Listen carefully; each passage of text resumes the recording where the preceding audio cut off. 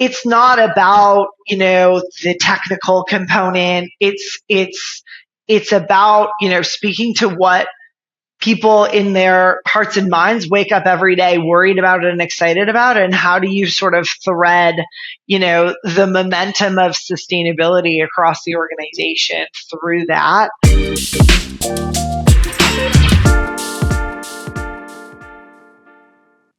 Hello and welcome to the CSO Impact Podcast, where we talk to leaders in sustainability and where we discuss how our work can have a positive impact on our planet and our people.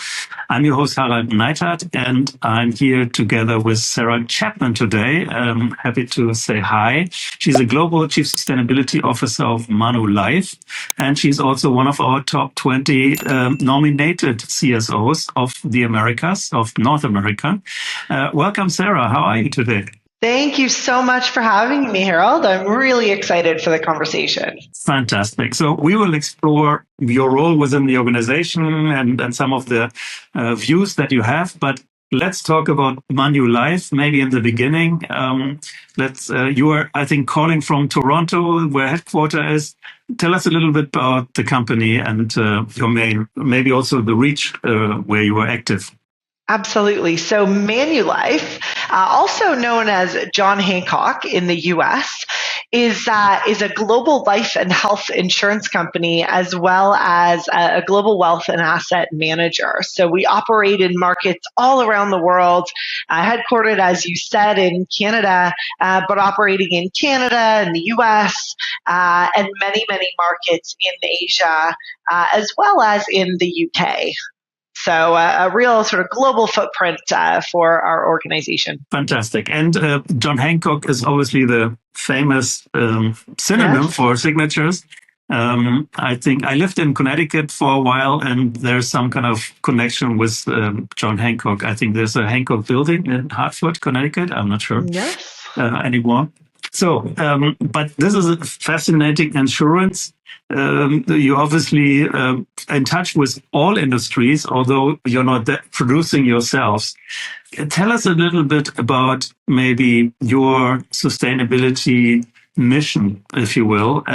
Let's start from there. How do you see that Manulife is part of the sustainability, maybe what your ambition is, net zero targets? Just let us dive into something that's your daily business. Absolutely. So if we start at the heart of why Manulife exists, and if we think about our own, mission and purpose, we get to this concept of longevity, right? From both a health and a wealth perspective. People are living longer, but we want them to live more years in good health. And as they live longer, the importance of, retirement savings and investments to sustain that long life really is at the heart of, how Manulife helps its customers and clients. Now, adding a sustainability lens to that, we, by very nature of our business, take a long-term frame of mind on everything we do, right? We have customers for life, as you think about both life and health insurance, and that mirrors in our investment portfolios as well. And so, as we think about some of both the risks and the opportunities at the intersection of sustainability and biodiversity and climate change, it is that long-term mindset, whether it's climate risk, the health impacts of climate change, biodiversity, and the impact of that on things like agriculture and others is really at the heart of, us being able to sustain our own, both customers, clients, and the investment portfolios that sit behind that. Now, a little bit about Manulife and our journey. We've been a company that's been focused on sustainability for long before we called it sustainability. So as we think about what's at the heart of Manulife and our own sustainability mission, and we think about how climate change impacts our own customers' health as well as wealth, for Manulife, we have been on this journey for a very long time. We are one of the largest institutional investors in agriculture and timberland in the world, which means that we actually own and operate more timberland and farmland. And so sustainability, biodiversity is at the heart of the management of those assets. And at the same time, as an insurance company that's been, really caring for and looking after people's health, we see firsthand the impacts of climate change, the impacts of, wildfires and flooding on things like mental health and other claims. And so we are in a really unique position such that, with a long-term mindset, sustainability is core to the success of our business. And shared value, this concept of, driving both economic value for the organization, but also improving the health outcomes and the wealth outcomes for our customers is really, I think a little bit of our secret sauce. When our customers are, more healthy, it's actually better for our business. It's better for, it's better for society. And so, we really have that sort of shared value mindset as we think about, all of our business strategy, not just our sustainability strategy. We've set a net zero commitment within our general account. But more importantly, we have a number of shorter term targets that we're quite focused on executing. The largest proportion of our emissions as a life and health insurance company and a wealth and asset manager is our financed emissions. So we spend a lot of time thinking about where we're investing and how we're investing and engaging and stewarding those investments towards a net zero world. This is so fascinating because, first of all, you're dealing with health. You have the long-term view. You're, a company itself that for decades have been in the business, and you're a Canadian company, which is also interesting in the new geopolitics, let's say. But how do you mentioned biodiversity and nature? So all of the different aspects.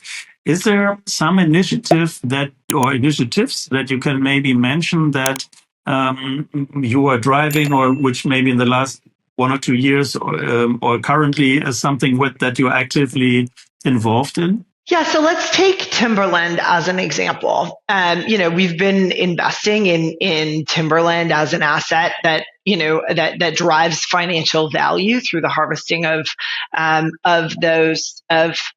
timberland for a very long period of time.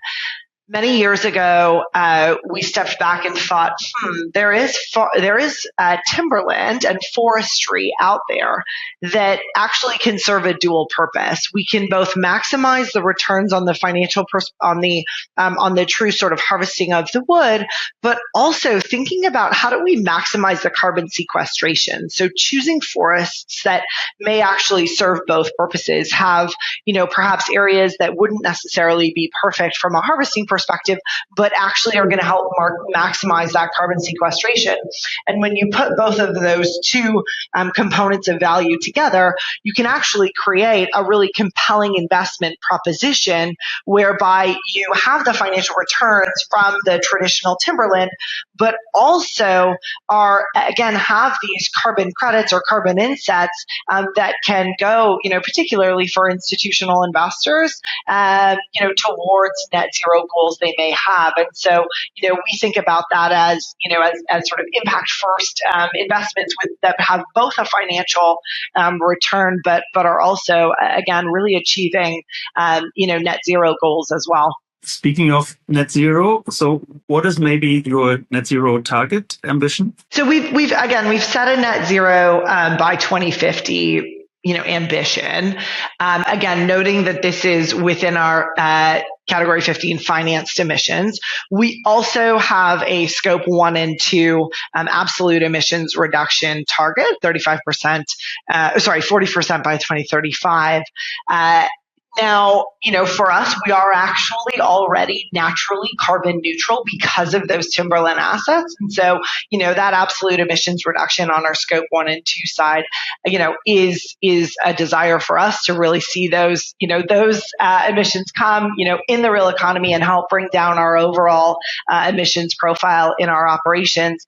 But again, from a scale perspective, more importantly being our financed emissions. We, again, have that net zero by 2050, but more importantly have a shorter term targets that have been set by asset class, because they all differ in many ways, that are much more shorter term and really about driving real world emissions reductions within our investee portfolios, and working together with the companies with which we invest to help them decarbonize along their way. With all of the, let's say, initiatives going on and what you do, I see that, let's talk about you and your role within the organization. So you're Chief Sustainability Officer, basically with a global reach, and you also have functions in digital and marketing. So maybe you can tell us a little bit about your journey. So how did you get into the role, and what is sort of your day-to-day with the different functions that you work on? Yeah, thanks for the question. So my journey has certainly not been linear by any stretch of the imagination. And yet my roots and my heart is always with sustainability. So I joined Manulife as their first global chief sustainability officer. And in that time, we set our climate action plan. We set our impact agenda, which rounds out sort of our broader strategy as we think about both health and wealth and sustainability. And then again, as you noted, I was asked to take on the marketing portfolio for our wealth and asset management business. Marketing at Manulife is many different things, from sort of traditional brand creative advertising, but also things like digital and AI and advanced analytics. And what I think is so interesting about that is how my roots in sustainability have really set me up, to again take on, as you noted, those additional portfolios. And let's get at what's at the heart of that. As we think about what's at the heart of good sustainability, it's strategy.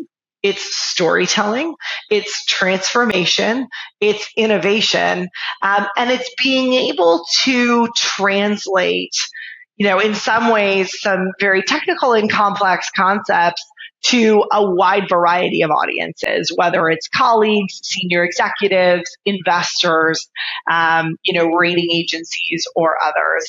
And yet, such is the same as we think about storytelling and transformation and innovation, on the digital and marketing side as well. And so, as we think about the skills, of a chief sustainability officer, I do think that there is a lot to port over to other portfolios. When we see sustainability being done, well, with true sort of strategy and operational excellence. So that you already touched upon some of the things we like to explore. So obviously, I speak to a couple of CSOs now, and the career path is never really linear. I think there's something in the CSO's mentality or drive that you actually go from certain sides and you jump to other, let's say, perspectives of business in general. What would you say are maybe some of these, let's say, leadership skills or characteristics that CSOs must have or are helpful in the job? Yeah, this space is constantly changing, and it's changing at a faster pace than arguably any other portfolio, other than maybe AI. AI sort of takes the cake right now for pace of change, but that's what makes it exciting. as I look back on the last, 20 years of my career, I did a PhD in sustainability, which is rare, right? There weren't many of them at the time. No one really knew what sustainability was. In fact, at the time, it was, CSR, corporate social responsibility, as it was the, vernacular used. And when I told people I was doing a PhD in CSR, they said, "Oh, customer service representation. Like, that's an interesting thing to do a PhD on." And so, a couple of things I always say to people as we think about, what will set, chief sustainability officers up for success. Some people say to me, do I need a formal education in X, Y, Z? And as you know, the path is not linear, and there are so many different types of people and perspectives that can make strong sustainability officers, depending on the nature of the organization, especially.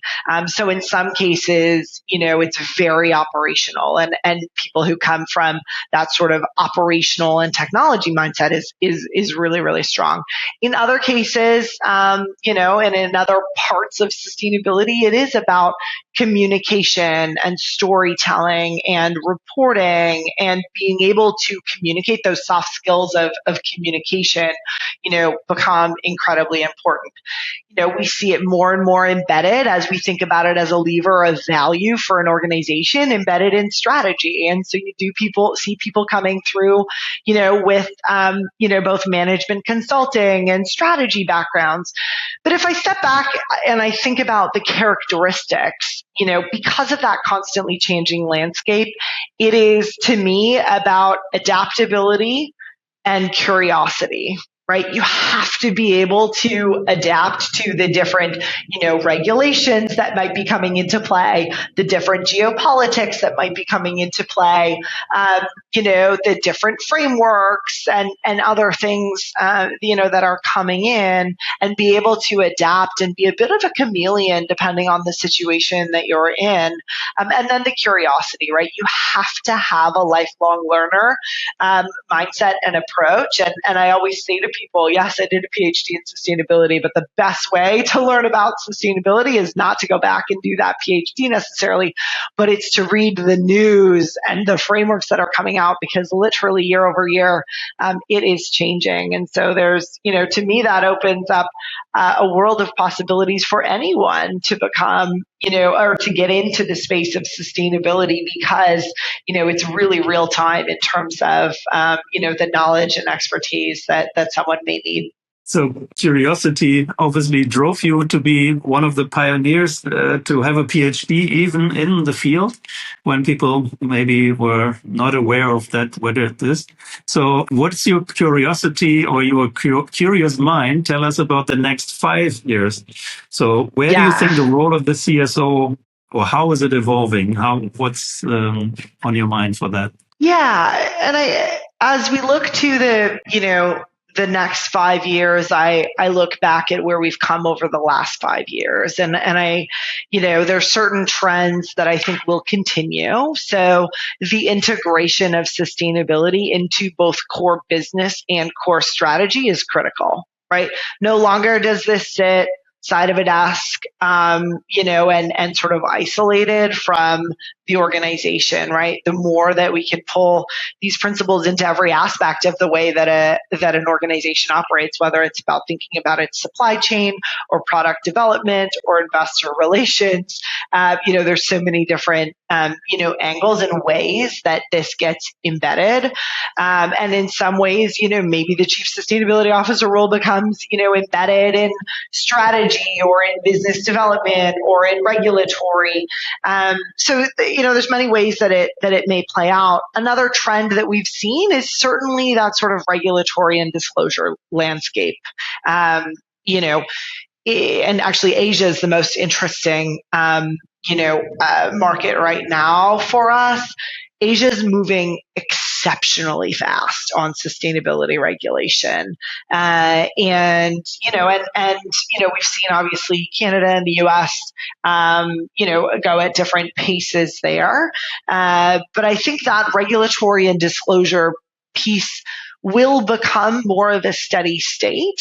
And so thinking about how that evolves, and the role that sustainability plays there, how connected it becomes to, compliance and regulatory, while still maintaining that value add, strategy piece as well, I think is going to be really, really interesting.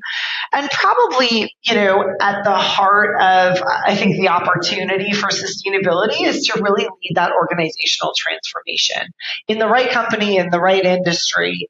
Sustainability really can lead transformation at scale.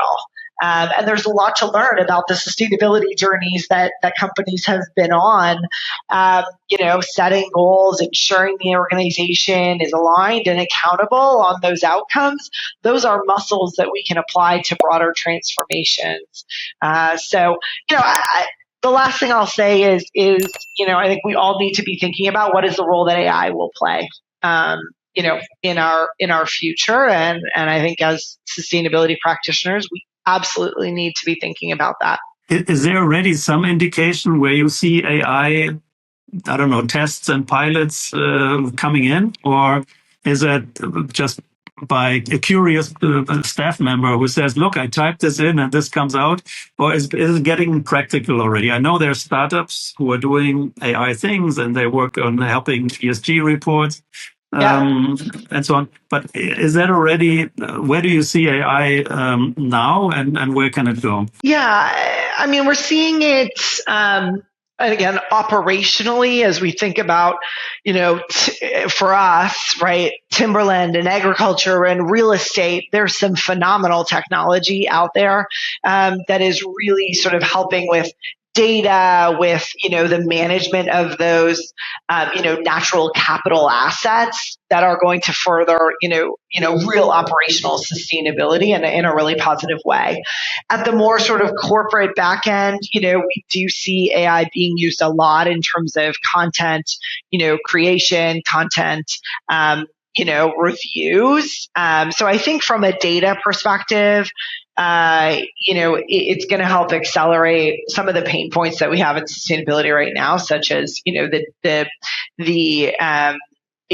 data issues we have on financed emissions. I think the estimation, the ability to estimate is going to increase and improve tenfold with AI. But yet, I think it's early days. I think we don't know yet what the full, possibility and the full, transformation that will happen as a result of truly embedding AI where it's best placed in different organizations and different industries. You mentioned that obviously you see that Asia is moving ahead with regulation. You have a foot in Europe, meaning the UK, which is right now, at least physically, yes, but not mentally in Europe. And then you have the US, you have Canada. And so as a Canadian company, looking at the different regulations, and maybe you can tell us a little bit how Canada is in all this. How do you manage this? So if let's say, if we take the example of a car manufacturer, and we know, California has a highest standard, then you don't build a low standard for Alabama. Everybody gets the highest standard. How is that translating to you, how you deal with reporting on a global scale as a global player, even though you have your foot in all the markets, in every country, but you have enough stretch already to see the difference there. How do you deal with these? There's a couple of different dynamics at play, right? One is we are seeing convergence from a reporting and accounting sort of framework perspective. We are seeing convergence, right, with ISSB and others. We're seeing sort of more alignment than we ever have before on, how to measure, what to report, et cetera. So that generally is quite a positive thing. The momentum shifts are always something to navigate. But, ultimately it does mean as a global organization, we're taking the highest standard, and applying it globally. What's interesting about the Asia regulatory landscape is that in some cases, the individual markets are looking at it as at a jurisdictionally bound level. So they want to understand, the Monetary Authority of Singapore, for example, wants to understand what is your Singapore footprint. And that's easier to do for scope 1 and 2 emissions. It's more complicated on scope 3 emissions where, our supply chain and our investment portfolios cross borders. And so, figuring out what will satisfy locally and, of what we have globally and vice versa. So that's the, I think the dynamic that global organizations, are navigating and I think it's a journey for everyone, but generally, we've been fortunate to have built this muscle, already. And so now it's about refining it for the local markets, particularly in Asia, as I stated. Fantastic. Now, insurance helps us with our lives, our health, as you said, and with our wealth. But we know there's a horizon where maybe some of the houses or some of the assets that we have are no longer insurable.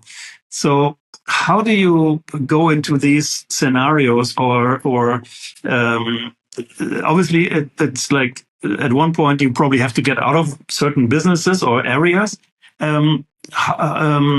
So I cannot. I'm not from the insurance business. So can you tell us a little bit how you deal with that and what kind of scenario planning or how do you look at these long risks or?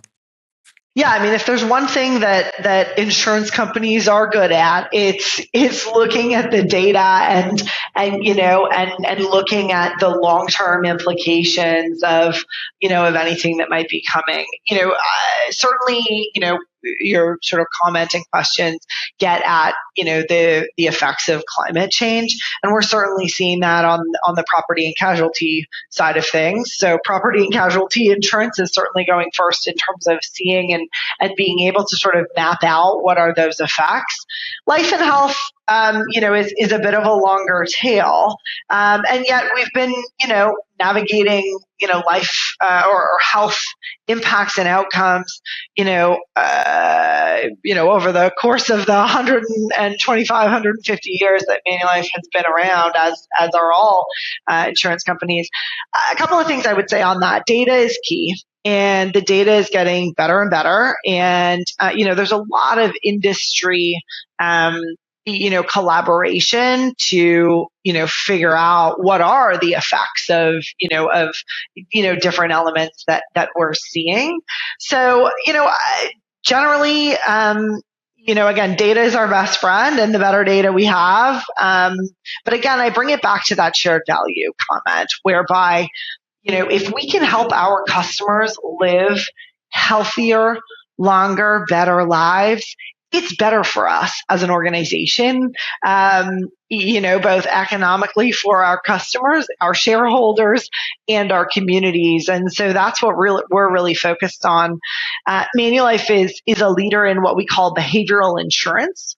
So how do we actually incentivize and reward the behaviors that are going to lead to that longer, healthier, better life? And, there's a lot of data that says that that's having a really positive outcome for our customers and therefore our business as well. Thank you for that. The role of the CSO is very much complex, right? So we heard about some of the aspects. But let's end on a happy note, right? So what is for you the best part of it, being in your organization? And maybe what makes you excited, to wake up and work in your role? I love how dynamic it is, how complex and how dynamic. There is always something new to tackle. And yet, it truly, when taking a long-term view, can be seen as a value driver. And so for me, the most interesting thing is balancing and maximizing both the value creation and the risk mitigation. And those two muscles of our strategy and mindset, as, sustainability practitioners is, an ever evolving journey. journey. And, in my opinion, the most exciting thing that we get to navigate on a daily basis. Fantastic. And if you look a little bit back on the journey that you had already within Manulife, what are maybe the biggest achievement that you looked back at so far that you are proud of, that you worked on with you and your team? I mean, most people would point to our climate action plan and our impact agenda and setting those ambitious strategies and goals for the organization. But to me, what's meant the most is seeing it truly embraced at all levels of the organization. So no matter whether you sit in risk or finance or, an investment professional that sits in our general account, the maturity, collaboration, and sort of ambitious, positive mindset that all of our practitioners across the business have towards, the ambition that we have, to me is what's meant the most, because that's truly sustainable, versus, one big champion under one leader that, is driving ahead on something. The democratization and the decentralization of everything that we are doing, to me, means that it will last long beyond, me being at the organization, because it's now embedded in so many people's roles, responsibilities, and passions. So we talk about your passion, your curiosity, and my final question would be to young Sarah when she started her PhD work. What is something that where you were surprised what the actual role is about when you were studying and say, okay, here's the theory and your professors told you this and you read all these amazing books and other things. What is maybe something that you were surprised at in hindsight? Yeah, I think as I evolved in my career, right, it's so much about being able to communicate and win the hearts and minds of individuals across the organization and beyond the organization, investors, rating agencies, shareholders, communities, customers, and of course our colleague base. It's not about, the technical component. It's about, speaking to what people in their hearts and minds wake up every day worried about and excited about, and how do you sort of thread, the momentum of sustainability across the organization through that. That to me is the secret sauce to, any sustainability practitioner's success and helping them see, most importantly, the business value behind all of it. And that to me is really the ultimate goal. Thank you so much. I mean, from all of the risk to ending in the high note of value creation and where sustainability plays, it's fantastic to hear you. Congratulations on your journey so far. Thank you for being with us on this podcast, and continued success in your journey and in your career. Thank you so much, Sarah. Thank you. Thank you for having me.